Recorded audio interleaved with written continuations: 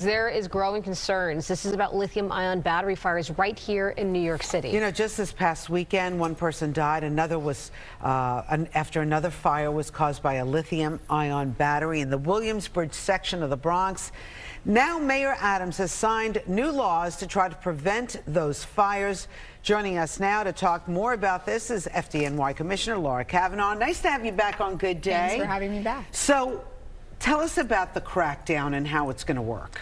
So, this is incredibly important. As you pointed out, if you've seen these videos, this is really scary, right? These really explode. It's not just that they catch fire, and it can be almost impossible to get out of your home once one catches fire. So we're looking to make sure these illegal devices aren't getting into people's homes, but also to educate people if they already have one, how they can keep it safely in their home. How do you keep it from getting into someone's homes? Because you got lots of people who use them because it's their livelihood. They need it for deliveries or whatever.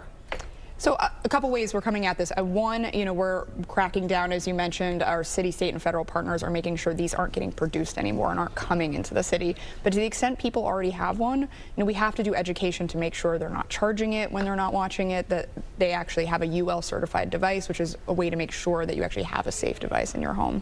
How are you incentivizing some of the people that use them to ditch maybe the old ones they have or the refurbished ones they have to get new ones? Because that costs money. I think there's two parts to it. One is just education. People need to know how dangerous this is. Otherwise, they may think of this as, an innocuous device in their home. But the other is some of what you've seen the city council do. They are trying to incentivize battery swaps and other forms, as you pointed out. Some people depend on these for their livelihood. So to just say you can't have one isn't enough. And the city council is working on making sure there are safe ways to swap out. I think there may need to be some pressure put on some of the companies like Grubhub, who just made over $2 billion in revenue last year.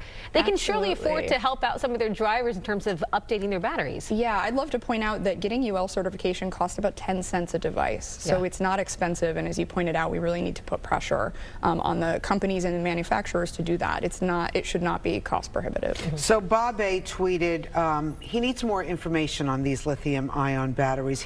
How do you know if my battery is a good one? Are there marking certifications? The few bad apples are causing grief for everybody. So is there something when you look at these batteries that you know they're not legit?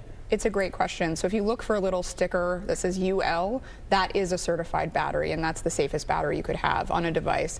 If you're not sure, what I'd encourage people to do is make sure it's not charging when they're not watching it, and make sure it's not anywhere in their home that's between you and your exit. So if something were to happen to it, at least you can get out safely and the first responders can get in to get you.